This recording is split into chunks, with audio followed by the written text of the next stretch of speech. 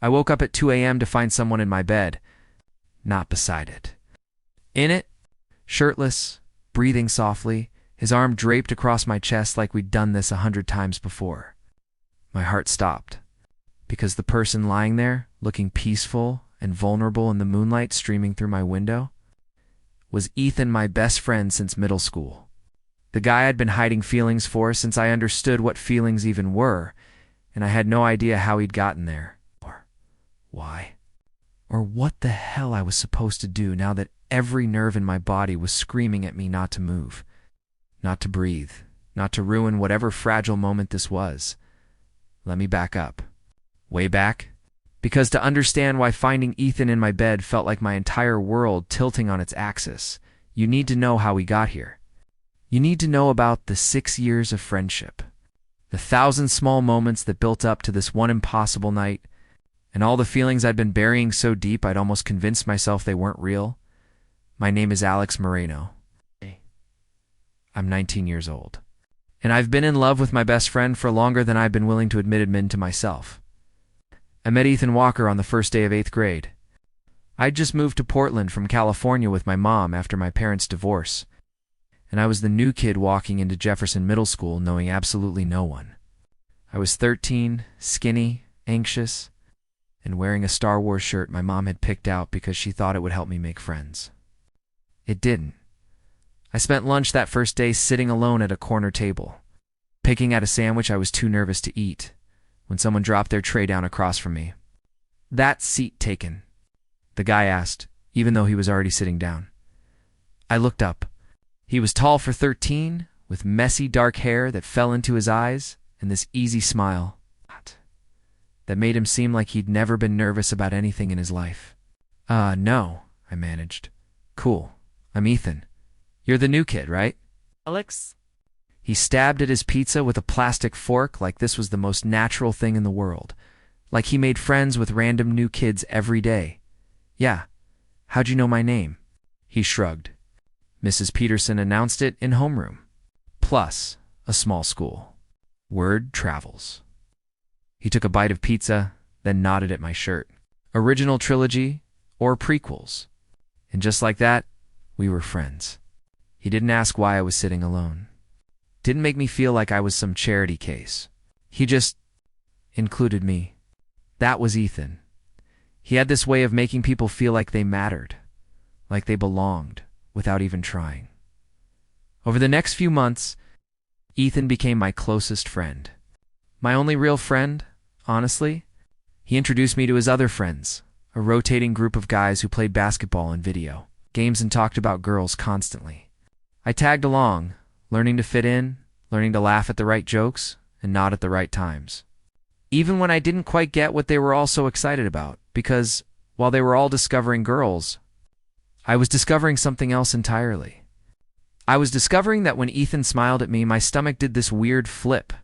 When we sat too close during video game marathons, I couldn't focus on the screen. When he changed shirts in front of me before basketball practice, I had to actively force myself to look away. At 13, I didn't have words for it. I just knew something was different about me. Something I couldn't talk about, couldn't explain, couldn't even fully understand. By freshman year of high school, I'd figured it out. I was gay. The realization hit me one night while scrolling through social media. Seeing one of Ethan's friends post about his girlfriend and feeling absolutely nothing except mild disinterest. And then Ethan posted a photo just him, grinning at the camera after a basketball game, sweaty and tired and happy in my heart did that thing it always did. That painful, longing, impossible thing. I spent that entire night lying awake, staring at my ceiling, running through every interaction we'd ever had, and seeing it all through this new lens. The way my pulse raced when he texted me. The way I memorized his schedule so I could accidentally run into him between classes. The way I'd watch him during lunch, tracking his expressions, his laugh. The way he ran his hands through his hair when he was thinking. I was in love with my best friend, and he was straight. I didn't tell anyone for 2 years. Not my mom, not any friends, not even the school counselor, who I'm pretty sure suspected. I just buried it, pushed it down, and focused on being the best friend Ethan could ask for. because losing him wasn't an option. Having him as a friend was better than not having him at all. Junior year, though, things changed. My mom sat me down one evening after dinner, her expression gentle but serious. "Alex, honey, I need to ask you something, and I need you to be honest with me." My stomach dropped. "Okay, are you gay?" The question hung in the air between us. I could have lied. Could have deflected, made a joke, changed the subject, but I was so tired of hiding, so tired of carrying this weight alone. "Yeah," I said quietly. "I am." She pulled me into a hug immediately, and I felt something inside me break open, relief and fear all mixed together. "Thank you for telling me," she whispered. "I love you. Nothing changes that.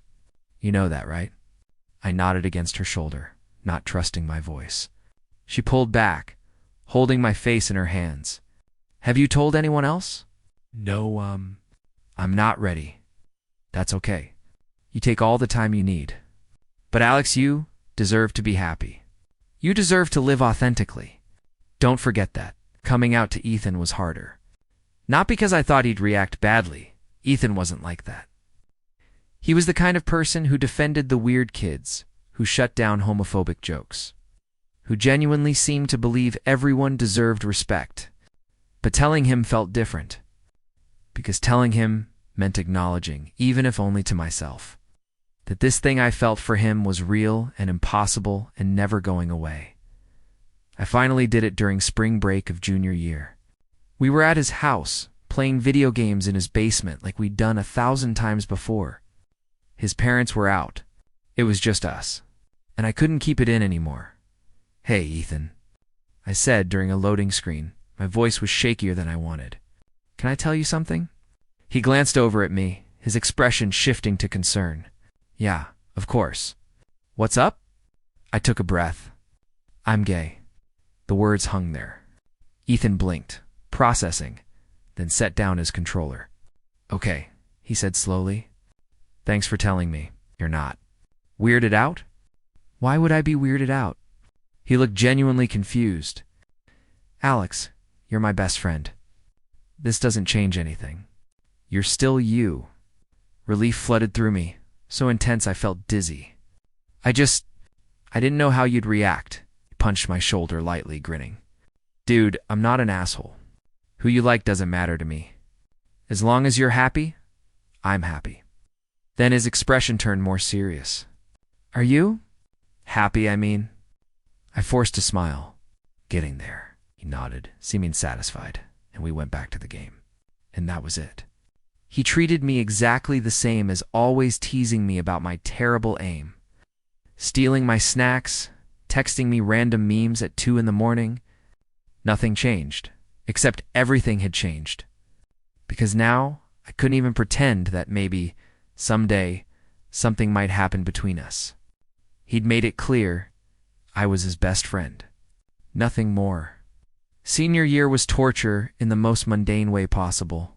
Ethan started dating this girl named Jessa, blonde, cheerful, everything you'd expect. She was nice to me, always including me when they hung out, never making me feel like a third wheel, even though I absolutely was. And Ethan was happy. I'm really happy. I could see it in the way he lit up when she texted him. It's the way he talked about her with this soft fondness that made my chest ache. I was happy for him. I was. But I was also quietly, steadily breaking apart inside. I started going to therapy. My mom's insurance covered it, and I needed somewhere to talk about all of this without fear of judgment. My therapist, Dr. Reyes, was this calm, patient woman in her 50s who let me ramble for entire sessions without interrupting. "It sounds like you're grieving," she said during one session. After I'd spent 45 minutes explaining how I felt watching Ethan with Jessica. "Grieving the possibility of something that was never really there? That sounds dramatic," I said, trying to laugh it off. "It's not. Unrequited love is a real loss, Alex. You're allowed to feel sad about it." I left that session feeling simultaneously validated and more hopeless than ever. Because if this was grief, how was I supposed to move on when I saw Ethan every single day? We graduated in June. Ethan got into Portland State University on a partial basketball scholarship. I enrolled in Portland Community College, planning to transfer after getting my general credits out of the way. We celebrated together, along with a group of friends, at this restaurant downtown. Everyone was talking about their plans, their futures, their excitement. Ethan and Jessica had broken up 2 weeks before graduation. Mutual, he'd said. They wanted different things. He seemed okay about it, but I noticed the way he'd go quiet sometimes, staring at nothing, lost in thought. You all right? I asked him at one point during dinner, when the others were distracted by some story someone was telling. He looked at me, and for just a second, something vulnerable flashed across his face. Yeah, he said. Just weird, you know? Everything's changing. Change isn't always bad. I know. Just scary. He smiled then, bumping his shoulder against mine. At least I've got you, though. That's not changing. My heart twisted. Yeah, I said softly. You've got me. That summer was the last time things felt simple between us. We both worked me at Powell's bookstore downtown, Ethan at a gym doing front desk work and occasional personal training. We'd meet up after our shifts, grab food, drive around aimlessly, talking about everything and nothing. I'd mostly accepted that my feelings weren't going anywhere. I'd learned to live with them, to tuck them away into a corner of my heart where they couldn't hurt me too badly. I dated a little bit, went on a few dates with guys I met through dating apps, nothing serious. Ethan was supportive, asking about them, giving me advice, genuinely seeming invested in my happiness. It was nice. Painful, but nice. One night in late July, we ended up at this overlooked spot outside the city, sitting on the hood of his beat-up Honda Civic and staring at the lights of Portland spread out below us. It was warm, the air heavy with the smell of summer and possibility. Can I ask you something? Ethan said after a long stretch of comfortable silence.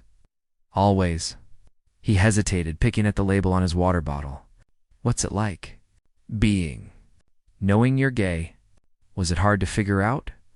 I glanced at him, surprised. He'd never asked me about it before, not directly. Yeah, I said honestly. It was hard. Scary. I spent a long time trying to convince myself I wasn't, even when I knew I was. How'd you know? Like, what made you sure? I thought about how to answer that without giving myself away. I felt different. The way I felt about guys wasn't the way my friends felt about girls.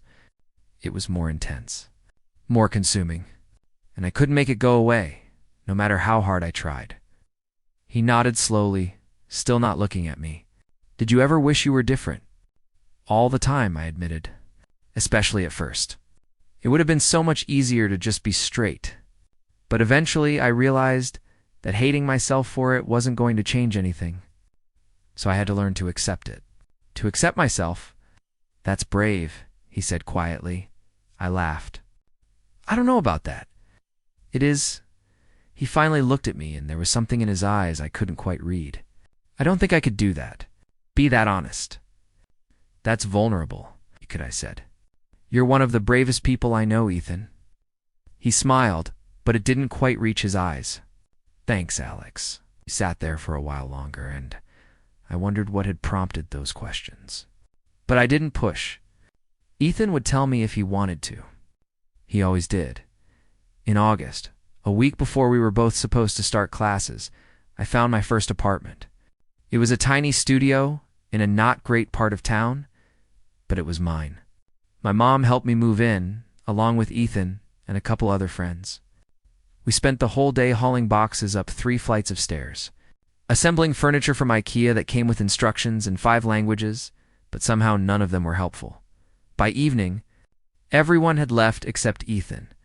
We were sitting on my new couch, a lumpy thing I'd gotten for free from someone on Craigslist, eating pizza straight from the box. This place is very you, Ethan said, looking around at the organized chaos of half-unpacked boxes and books already stacked everywhere. What does that mean? Messy, but somehow cozy. Like you tried to be organized, but gave up halfway through. I threw a piece of crust at him. He caught it, grinning. I'm serious. It's nice. I like it. You're welcome here any time, I said. I mean it. You've got the spare key for emergencies. Twirled the key I'd given him earlier between his fingers. Emergency pizza runs. Exactly. Pocketed the key, his expression going soft. Thanks, Alex. For everything. You're really important to me. You know that, right? My throat tightened. Yeah, you too. Classes started. I fell into a routine, morning shifts at the bookstore, afternoon classes, evenings studying or occasionally going out with new friends I'd made. Ethan and I still saw each other regularly, but less than before. He was busy with basketball and his own classes. I was busy trying to figure out who I was outside of being Ethan Walker's best friend. It was good for me, I think. That distance. It gave me space to breathe, to exist without the constant reminder of what I couldn't have. I went on more dates. Met a guy named Marcus through a friend. He was smart, funny, studying psychology. We went out 3 times. The 3rd time, he kissed me outside a coffee shop, and it was nice. Really nice. I didn't feel fireworks or life-changing intensity, but I felt something. Like maybe I could actually move on. Like maybe I could be happy with someone who wasn't Ethan. I told Ethan about Marcus over text. He responded immediately. That's awesome, man. Happy for you. Let me know how it goes.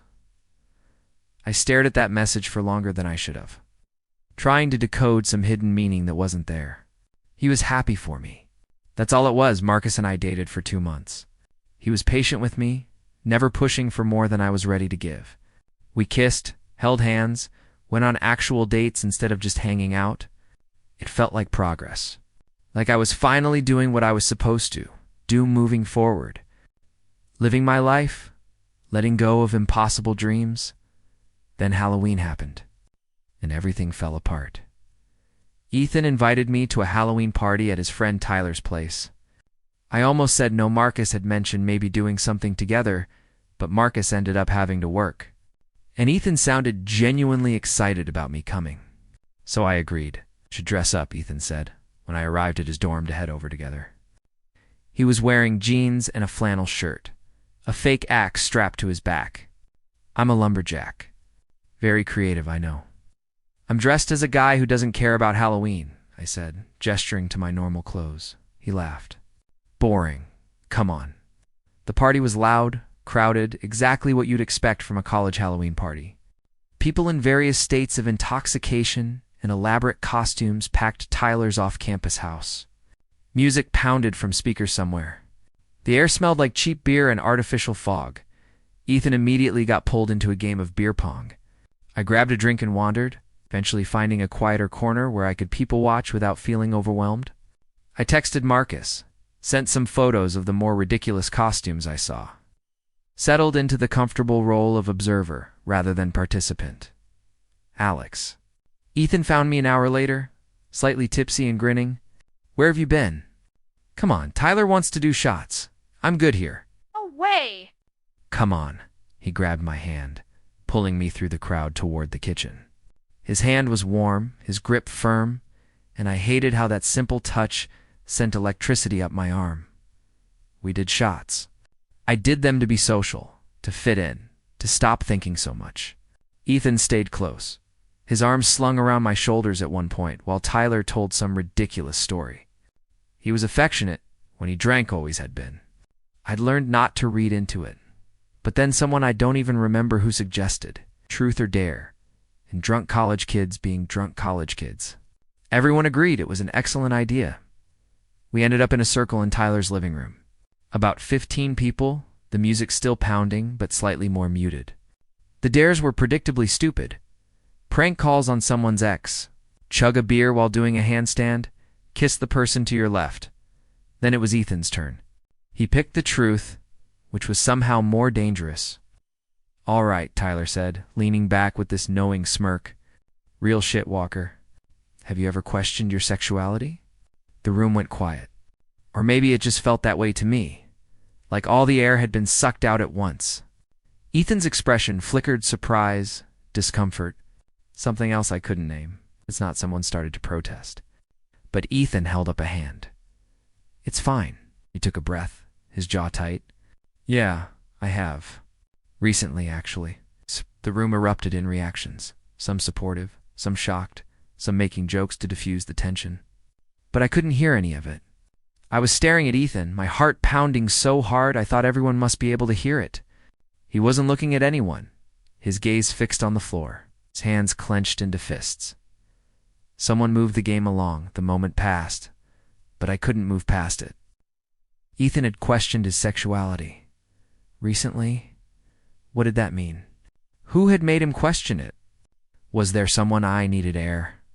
I slipped outside, finding my way to Tyler's back porch. It was cold, the October air biting, but I needed the clarity. I sat on the steps, my head in my hands, trying to process what I'd just heard. The door opened behind me. I didn't have to look to know it was Ethan. "Hey," he said quietly, sitting down beside me, close enough that our shoulders touched. "You okay?" "Fine. I just needed air." Alex's voice was gentle. "Look at me." "Did," reluctantly. His eyes were serious, searching my face. Did what I said in there bother you?" "No, why would it?" "Because you ran out right after." Looked away. "I just needed air." "It's not about you." It was quiet for a long moment. Then, I didn't know I was going to say that. It just came out. "You don't have to explain anything to me. I want to." He shifted, turning to face me more fully. "I've been confused lately. About a lot of things. And I keep thinking about, I don't know, about how you knew, about what it felt like for you." My pulse was racing. "Ethan, I'm not saying I'm gay," he said quickly. "I don't know what I am, but I've been having these thoughts, these feelings, and I don't know what to do with them. And the only person I want to talk to about it is you. I don't want to make you uncomfortable, or you're not making me uncomfortable." I cut him off. "Ethan, you can talk to me about anything. You know that." He nodded, but he looked so lost, so vulnerable. What if I'm not who I thought I was?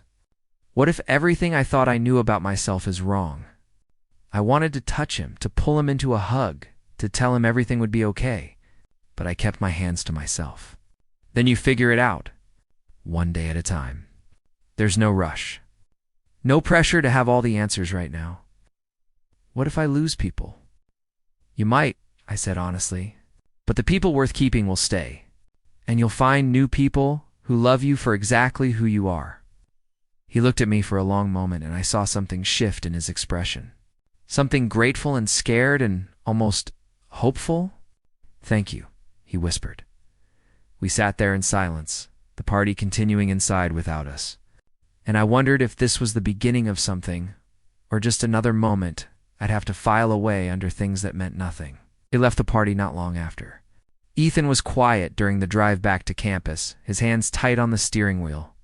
He dropped me off at my apartment, and I almost invited him up, almost asking if he wanted to talk more. But I didn't, because I was terrified of what might happen if we were alone together right now. With everything he'd just admitted hanging between us, "Text me when you get home safe," I said instead. Climbing out of the car, "Alex." He leaned across the passenger seat, looking up at me. "Can we talk soon? Like, really talk?" My heart felt like it was trying to escape my chest. "Yeah, of course, whenever you want." He nodded, gave me a small smile, and drove off. I watched his taillights disappear, then went inside and proceeded to not sleep at all that night. He didn't text me. Not that night. Not the next day. Not for 3 days after that. I told myself he needed space, needed time to process. But by the 4th day, I was starting to spiral. Had I said something wrong? Had he regretted opening up? Was he avoiding me now? I finally broke down and texted him, "Hey, just checking in. Are you good?" He responded an hour later, "Yeah, sorry, been busy with midterms. Talk soon?" Sure, no pressure, but it felt like pressure. It felt like everything between us had shifted, and I didn't know how to shift it back. Marcus broke up with me a week later. We were at a coffee shop, and he was so gentle about it, so kind. "You're a great guy, Alex," he said. "But I don't think your heart's really in this. I think it's somewhere else." I wanted to argue, to tell him he was wrong, but I couldn't, because he was right. My heart had never left Ethan, and it was unfair to Marcus to keep pretending otherwise. "I'm sorry," I said, and I meant it. "Don't be. You deserve to be with someone who makes you feel the way you clearly feel about whoever it is you're hung up on. He smiled sadly. I hope you figure it out. November came. Ethan and I fell into a weird pattern of seeing each other but not really seeing each other. We'd grab lunch between classes, text occasionally, but there was this distance now. This carefully maintained buffer that neither of us acknowledged but both of us felt. I threw myself into school, to work, into anything that would keep me from thinking too much. I made new friends in my classes, went to parties, tried to build a life that didn't revolve around Ethan Walker. But every time my phone buzzed, my first thought was still, is it him? Then came Thanksgiving week. I was supposed to spend it with my mom. She ended up having to work extra shifts at the hospital where she was a nurse. I'm so sorry, honey, she said over the phone. But you could go to Aunt Linda's in Seattle. She'd love to have you. It's fine, Mom. I'll just hang out here. It's not a big deal. Alex, really? I'll probably just work extra shifts anyway. When I showed up for my shift at Powell's the day before Thanksgiving, my manager told me they were overstaffed and I could take the rest of the week off if I wanted, which left me alone in my apartment with nothing to do and too much time to think. I was microwaving leftover Thai food on Thanksgiving evening, scrolling mindlessly through social media and feeling pathetically sorry for myself. When someone knocked on my door, I almost didn't answer. I wasn't expecting anyone, and I was in sweats and an old t-shirt, looking about as attractive as a sad potato. But the knocking persisted. Alex, I know you're in there. Your car's here? Ethan. I opened the door. He was standing there in jeans and a hoodie, holding 2 grocery bags and looking uncertain. Hey, what are you doing here? Making you Thanksgiving dinner? Can I come in? I stepped aside, too surprised to argue. He walked past me into the kitchen, setting the bags on the counter, and immediately starting to unpack. I've got a rotisserie chicken, mashed potatoes from the deli, rolls, stuffing it's not homemade, but it'll do. And pie, because you can't have Thanksgiving without pie. Ethan, what? My mom told me you were spending Thanksgiving alone, he said, not looking at me. And I couldn't. I didn't want you to be alone, so here I am. I leaned against the counter, watching him move around my tiny kitchen like he belonged there. What about your family dinner? I told them I'd come tomorrow. Today is for you. He finally looked at me, and the expression on his face made my chest ache. I've been a shitty friend lately. I know that, and I'm sorry. But I'm here now, if you'll let me be. How was I supposed to stay mad at him when he looked at me like that? You're not a shitty friend, I said quietly. And yes, you can stay. We heated up the food and ate dinner sitting on my couch, plates balanced on our laps, some random movie playing on my laptop that neither of us was really watching. It felt almost normal. Almost like before. This is good, I said around a mouthful of mashed potatoes. Weirdly good for grocery store food, right? I was impressed. Ethan took a bite of chicken, then set his plate aside. Alex, can we talk? For real this time? My stomach dropped. Yeah, of course. He turned to face me fully, and I could see how nervous he was the way his hands fidgeted, the tightness in his jaw. I've been doing a lot of thinking since Halloween. About what I said. About everything. And I've been avoiding you because I didn't know how to have this conversation. But I need to. Because it's eating me alive.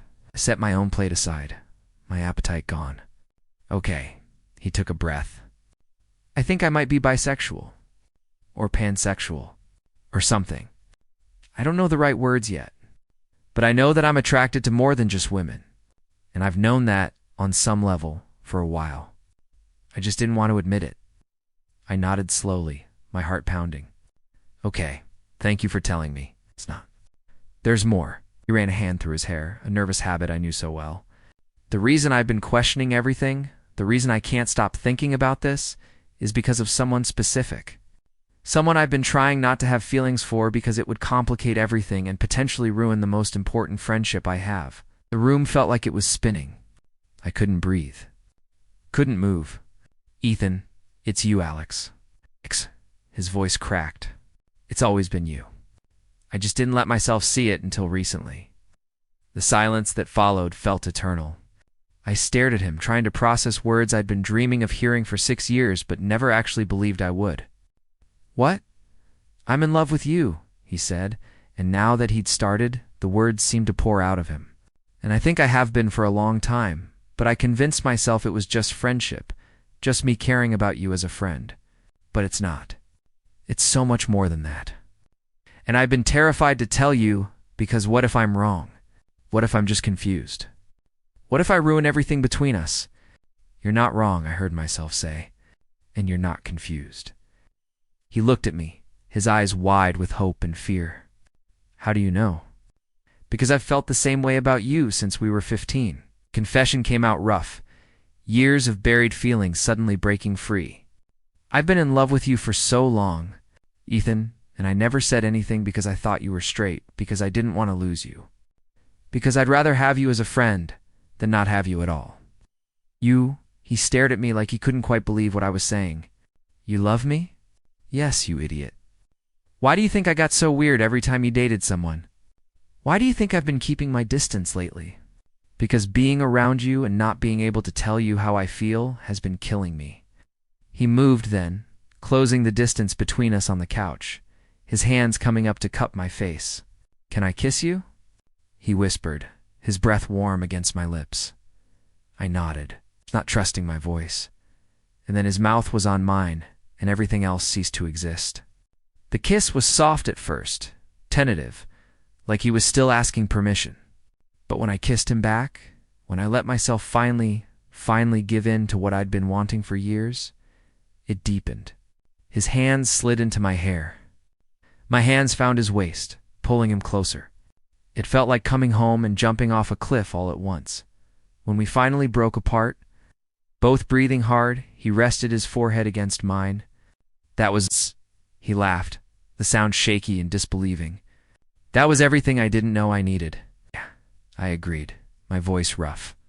Yeah, it really was. We kissed again, slower this time, savoring it. And for the first time in 6 years, I let myself believe that maybe, just maybe, this could actually work. That maybe we could have this. That maybe I could have him. We spent the rest of Thanksgiving night talking, really talking, about everything when his feelings had started to shift. The moment I'd realized I was in love with him, all the times we'd almost said something but didn't. We talked about fear and hope and the terrifying vulnerability of being in love with your best friend. I don't know how to do this, Ethan admitted at one point. We were lying on my bed now, facing each other, hands intertwined between us. I've never been with a guy. I've never been in love like this. What if I mess it up? Then we'll figure it out together, I said, echoing words I'd said to him before. We don't have to have it all figured out right now, Ethan. We just have to be honest with each other. That's all, he nodded. But I could see the worry still lingering in his eyes. I'm scared. Me too. What are you scared of? I thought about it. That this won't be real. That you'll wake up tomorrow and realize it was just a moment of confusion. That I'll lose you entirely. He squeezed my hand. That's not going to happen. Alex, this is the most real thing I've ever felt. And I'm not going anywhere. I promise. I wanted to believe him. I did believe him. But there was still that small, terrified part of me that had been protecting itself for so long. It wasn't ready to let its guard down yet. Ethan stayed that night. We didn't do anything beyond kissing and talking and holding each other, but it was enough. More than enough. I fell asleep with his arms around me, feeling safer and more content than I had in years. When I woke up, he was gone. I sat up in bed, panic immediately flooding through me. His shoes were gone from by the door. His jacket wasn't on my chair.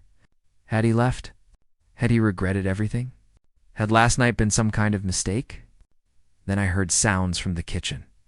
I got up, padding out to find Ethan attempting to make breakfast. There were eggs in a pan, toast in the toaster, and he was concentrating so hard on not burning everything that he didn't notice me at first. Morning, I said. Leaning against the doorframe, he jumped, then grinned. Hey, I was trying to surprise you with breakfast, but I'm realizing I'm a terrible cook. How do you like your eggs? Not burnt would be good. He laughed, and just like that, the panic eased. He was here. He hadn't left. Last night had been real. We spent that entire weekend together. Ethan went home to have Thanksgiving dinner with his family on Friday, He came back to my place Friday night and stayed through Sunday. We watched movies, talked for hours, kissed until we were breathless, and slowly started to figure out what this new version of us looked like. Are we dating now? Ethan asked on Sunday evening. We were curled up on the couch, my head on his chest, listening to his heartbeat. I don't know. Do you want to be? Yeah, I think I do. He paused. But I'm not ready to tell people yet. Is that okay? My stomach tightened, but I understood. Yeah, that's okay. Take whatever time you need. You're not mad? No. I mean, obviously I'd love to tell the whole world that you're mine, but I get it. This is new for you. There's no rush. He pressed a kiss to the top of my head.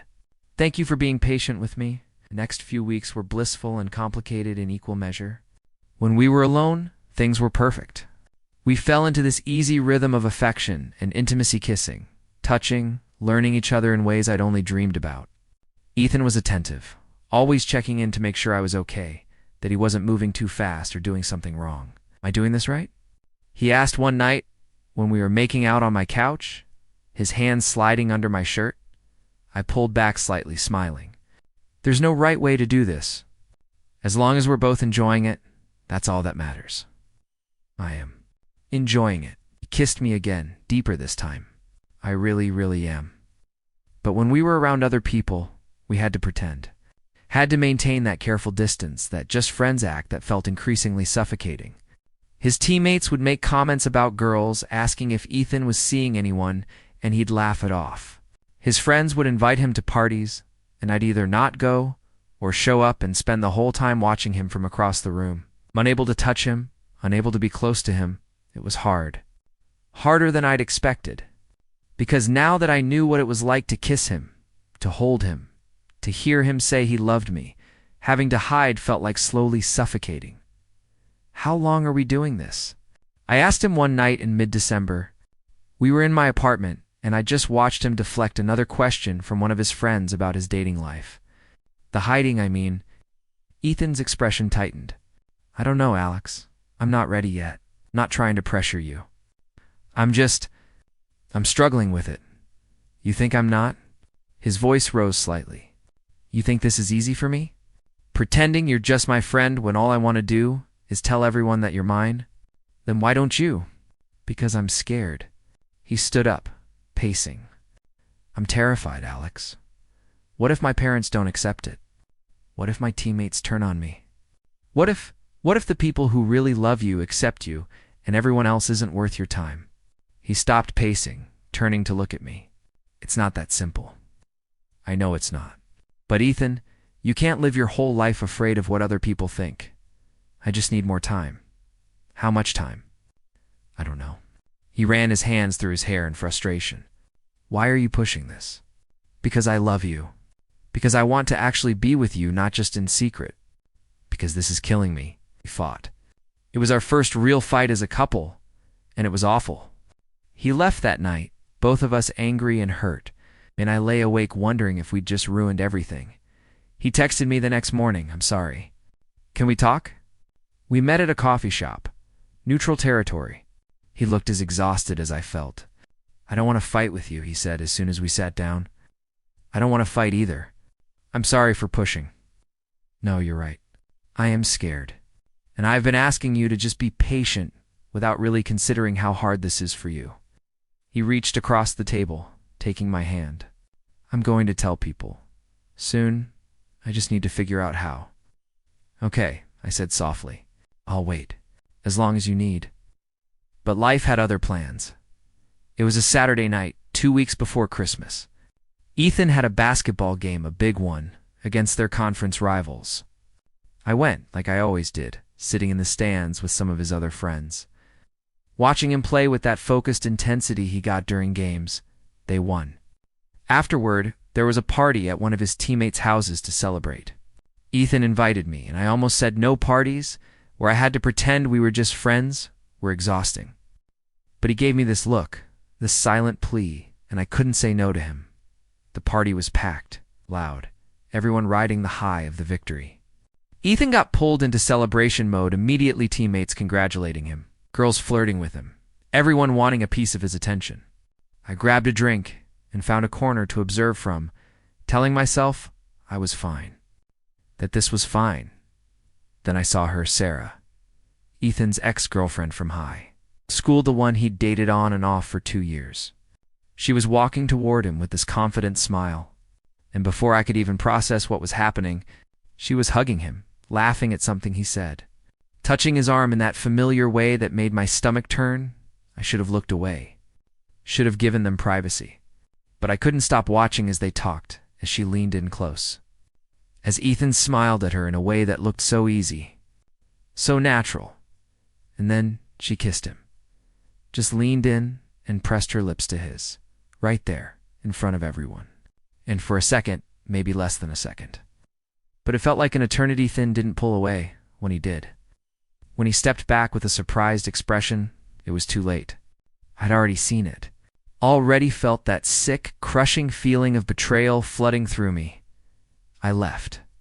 Didn't say goodbye to anyone, just put down my drink and walked out, my chest tight with hurt and anger and something that felt dangerously close to heartbreak. My phone started buzzing before I even made it to my car. Ethan, calling. I ignored it. Texted instead, "Don't. Just don't right now, Alex. Please let me explain. She kissed me. I didn't." I pushed her away. "Please talk to May." Drove home in silence, my hands shaking on the steering wheel. When I got to my apartment, I saw his car already parked outside. He was sitting on my doorstep, his head in his hands. "Alex," he stood up as soon as he saw me. "Please, let me explain." "You don't need to explain. I saw what happened." "Then you saw me push her away. You saw me tell her I'm with someone else?" I stopped, my key halfway to the lock. "You told her about us?" "Yes. I told her I'm in a relationship, that I'm sorry, but I'm not interested." She apologized and left. He stepped closer, his voice desperate. "Alex, I didn't kiss her. She kissed me, and I ended it immediately." I wanted to believe him, but all I could see was that moment, that second where he didn't pull away fast enough. "You looked happy to see her. She's an old friend." Of course, I was happy to see her, but that's all she is. "Alex, you have to believe me. You're the only person I want." Then why can't you tell people?" The words burst out of me, all the frustration and hurt from weeks of hiding. "Why can't you introduce me as your boyfriend? Why do I have to watch girls flirt with you and not be able to do anything about it because no one knows we're together? Because I'm scared." "Of what? What are you so scared of that you can't just be honest? Of losing everything?" His voice broke. "My family, my friends, my team, everything I've built my whole life around." "You don't get it, Alex. You came out years ago. You've had time to deal with this. I'm still figuring it out, and everyone expecting me to just..." I came out because I couldn't keep living a lie. I cut him off, even when it was terrifying, even when I didn't know how people would react, because living authentically was more important than living comfortably. "Well, good for you," he said, and there was an edge to his voice now. "Not all of us are that brave." The words hung between us like a slap. "You should go," I said quietly, unlocking my door. "Alex, I mean it, Ethan. I can't do this right now. I need space." He stood there for a long moment, and I could see the hurt in his eyes, the regret. But I couldn't comfort him right now. Couldn't be the one to tell him everything would be okay when I wasn't sure it would be. "I love you," he said finally, his voice barely a whisper. "I know. But right now I don't think that's enough." I went inside and closed the door, and I heard him stand there for another minute before finally leaving. And then I broke down, sliding down the door to sit on the floor, and let myself cry for the first time since this whole thing started. We didn't talk for a week, the longest we'd gone without speaking since we'd met. My phone stayed silent. His social media was quiet. It was like we'd both just stopped. I went to work, went to my last few classes before winter break, went through the motions of existing while feeling completely hollow inside. My coworkers noticed. My mom noticed when I called her on her day off and couldn't keep the devastation out of my voice. "What happened, honey?" she asked gently. I told her everything. About Ethan, about us, about the fight. She listened without interrupting, and when I finished, she was quiet for a moment. Do you love him? She finally asked. Yes. And does he love you? He says he does. Then you'll figure it out. Love is messy, Alex. It's complicated and hard, and sometimes it hurts. But if you both really love each other, you'll find a way through this. I wanted to believe her, but right now it feels impossible. Ethan finally texted me on day 8.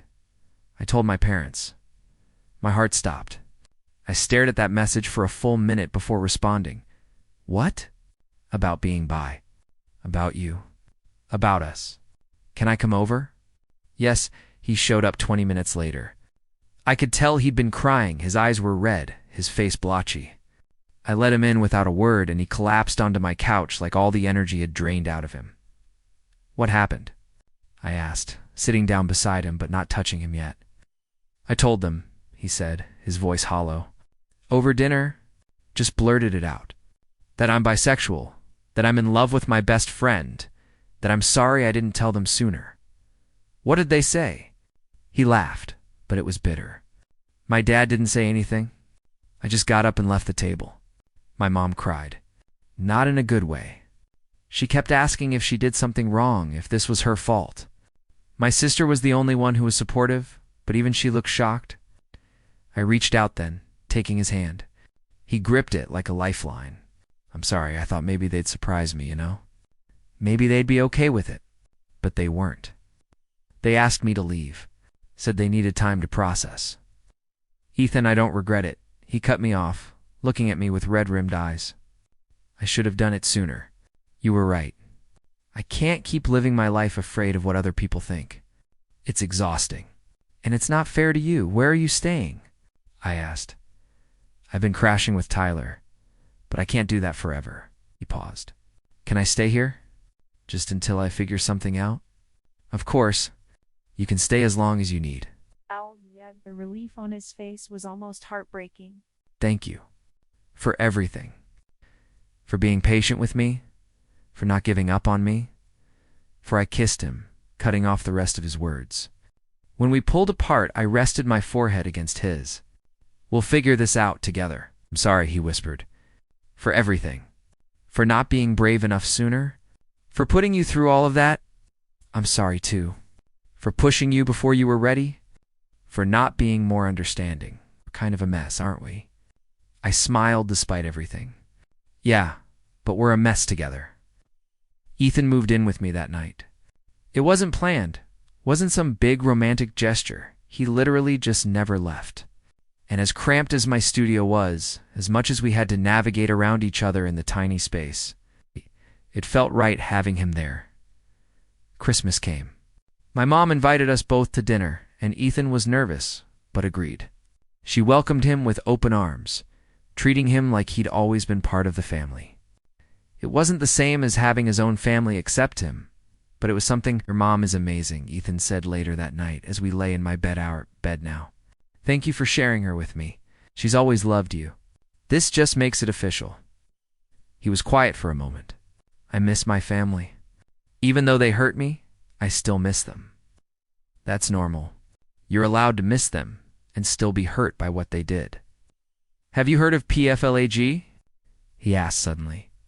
The support group for LGBTQ plus people and their families. Yeah, Dr. Reyes, my therapist, suggested it. Thought maybe my parents would benefit from it. I'm thinking of sending them information about it. That's a good idea. Will you come with me? To a meeting? I'm not ready to go alone yet. Pulled him closer. Of course, whatever you need.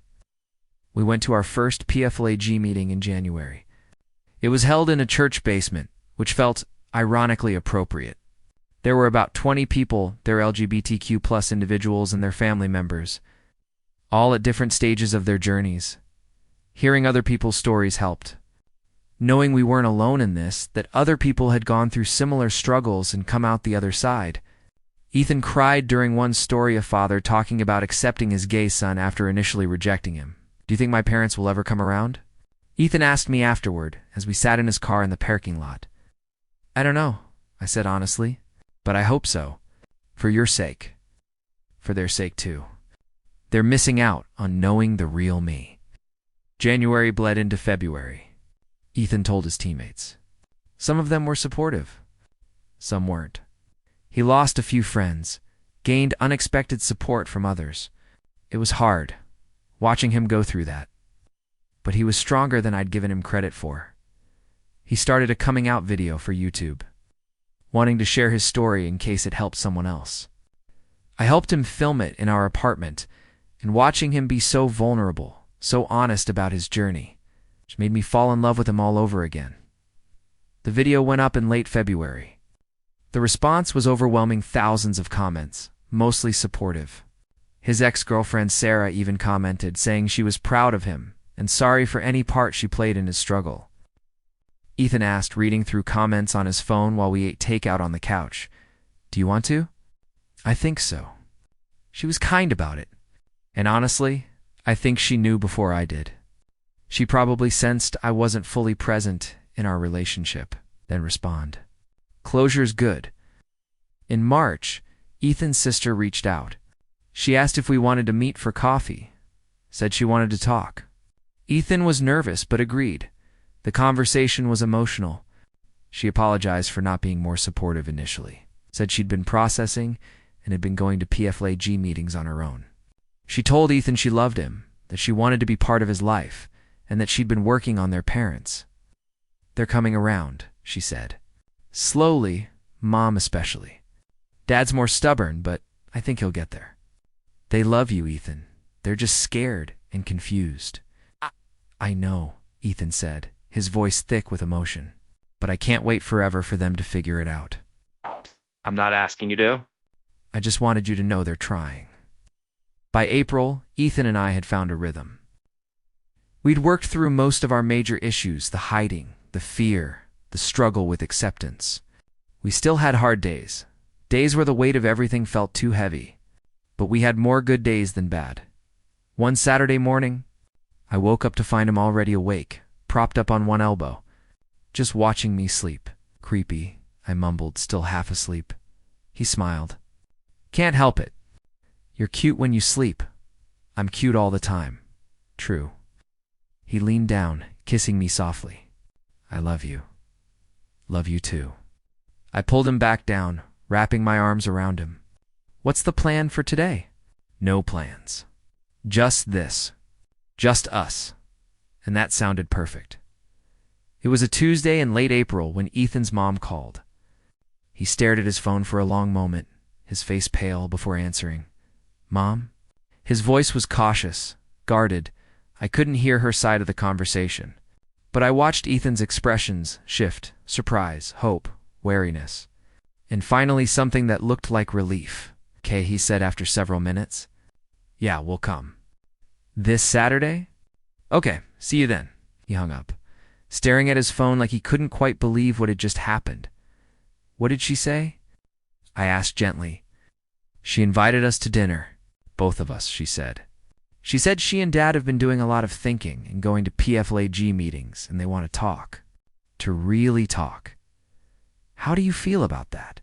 "Terrified," he admitted. "But also hopeful?" "Is that stupid?"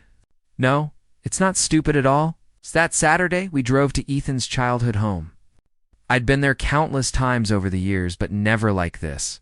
Never as his boyfriend, never walking into a situation where his parents knew about us. His mom answered the door. She looked older than I remembered, tired. But when she saw Ethan, her face crumpled slightly. "Hi, sweetheart." "Hi, Mom." She pulled him into a hug, and I saw his shoulders shake. When they pulled apart, she turned to me. "Alex, thank you for coming. Please, both of you, come in." Dinner was awkward at first. Ethan's dad was quiet. His sister tried to keep conversation flowing, and Ethan and I were both on edge, waiting for the other shoe to drop. Finally, after we'd finished eating, Ethan's mom cleared her throat.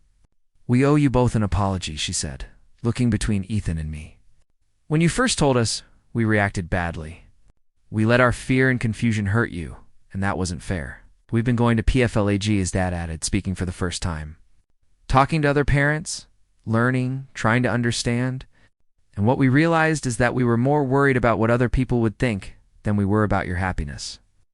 Ethan's hand found mine under the table, gripping tight. We don't have all the answers, his mom continued. And we're probably going to mess up sometimes. But we love you, Ethan, and we want to be part of your life.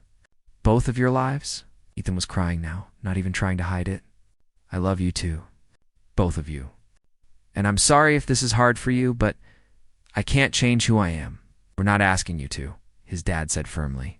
We're asking you to give us a chance to do better, to be the parents you deserve. We stayed for hours after that, talking through everything, answering their questions, sharing our story, slowly starting to rebuild bridges that had been burned. It wasn't perfect. There were still moments of discomfort, still things they didn't fully understand. But it was a start. As we were leaving, Ethan's mom pulled me aside. Take care of him, she said quietly. He loves you so much. I can see it. I will, I promised.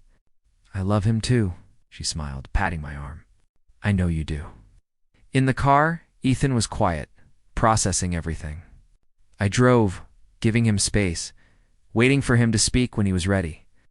Thank you, he finally said, as we pulled up to our apartment. For what? For not giving up on me. For being patient while I figured my shit out. For loving me even when I was too scared to love myself. I reached over, taking his hand. There's nowhere else I'd rather be than here, with you. He smiled, and it reached his eyes this time, genuine, happy, free. Let's go home. We are home. It's been a little over a year since that night Ethan showed up in my bed, changing everything. A year of growth, of challenges, of learning how to love someone while also learning to love ourselves. We moved into a bigger apartment, an August 1 bedroom, instead of a studio. It's actual space to breathe. Ethan transferred to Portland State, focusing on sports management. I started taking photography classes. Discovering a passion I didn't know I had, his relationship with his parents has continued to improve. They came to one of his basketball games last month, and afterward, his dad shook my hand and thanked me for making Ethan happy. His mom sends me recipes she thinks I'll like. His sister has become one of my closest friends. We still have hard days. Days where the weight of being queer in a world that isn't always accepting feels too heavy. Days where we fight about stupid things because we're stressed or tired or just human. But we always come back to each other. Always choose each other. Tonight, we're lying in bed after a long day. Ethan has an early practice tomorrow. I have a shift at the bookstore, but neither of us is quite ready to sleep yet. Hey, Alex, Ethan says, breaking the comfortable silence. Yeah. Do you ever think about that night? When I showed up here? All the time. He rolls over to face me, propping himself up on one elbow. I was so scared that night. I didn't know what I was doing, didn't know if you'd even let me stay. I just knew I needed to see you. Best bad decision you ever made, I tease. He smiles, but it's soft, sincere. It was the best decision, period. Because it led to this. To us. To everything we've built together. I reach up, brushing a strand of hair off his forehead. I love you. You know that? I know. I love you too. He leans down, kissing me gently. Thank you for choosing me. For continuing to choose me, even when it's hard. Always, I whisper against his lips. I'll always choose you. We fall asleep like that, tangled together, and I think about how far we've come. From that terrifying, beautiful night to this moment of peace. From hiding to living openly. From fear to love, it hasn't been easy. Love never is. But it's been worth it. Every struggle, every tear, every moment of doubt, it's all been worth it for this. For him, for us, for the life we're building together one day at a time. Did this story touch your heart? Did Alex and Ethan's journey make you believe in love again? Then please hit that subscribe button and smash the notification bell. Your support means everything to us. Drop a lick if you felt every emotion right alongside them, and comment below. Should I tell you what happened next? Because there's so much more to their story. What happens when Ethan's ex shows up at their apartment unannounced? How do they handle their first pride together? What happens when Alex gets an opportunity that could take him across the country? Part 2 is coming very soon, and trust me, you do not want to miss what happens next. Share this with someone who needs to hear a story about real love, real struggle, and real hope. Thank you for being part of this journey with us.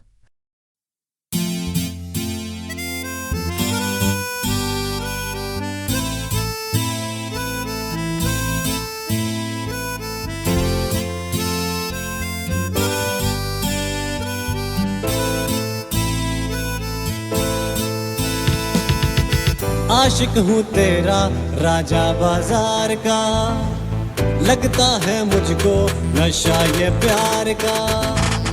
आशिक हूँ तेरा राजा बाजार का, लगता है मुझको नशा ये प्यार का।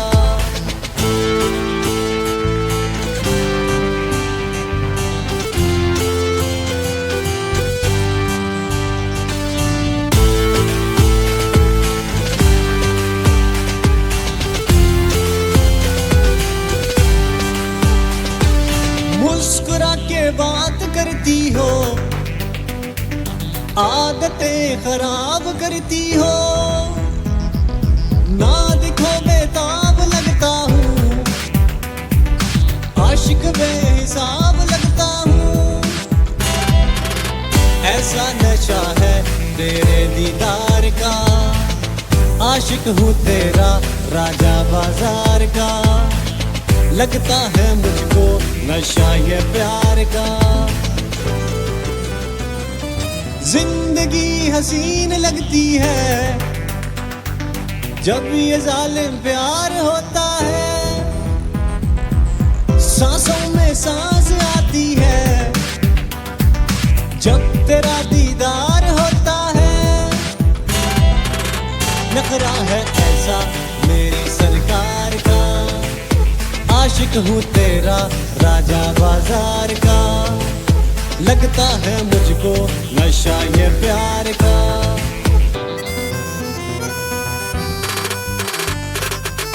नखरा इसका टॉप पर आती है टिकटॉक पर, नैनो से है नैन मिलाती, लड़कों के है दिल जलाती, पिंडी में है चर्चा इसका, नीरा जितना खर्चा इसका। मैंने बोला इसको मेट्रो में बिठाऊंगा, कैपिटल ले जाऊंगा, F7 भी घुमाऊंगा, मोनाल भी दिखाऊंगा, सेंटोरस भी ले जाऊंगा। आशिक हूँ तेरा राजा बाजार का, लगता है मुझको नशा ये प्यार का।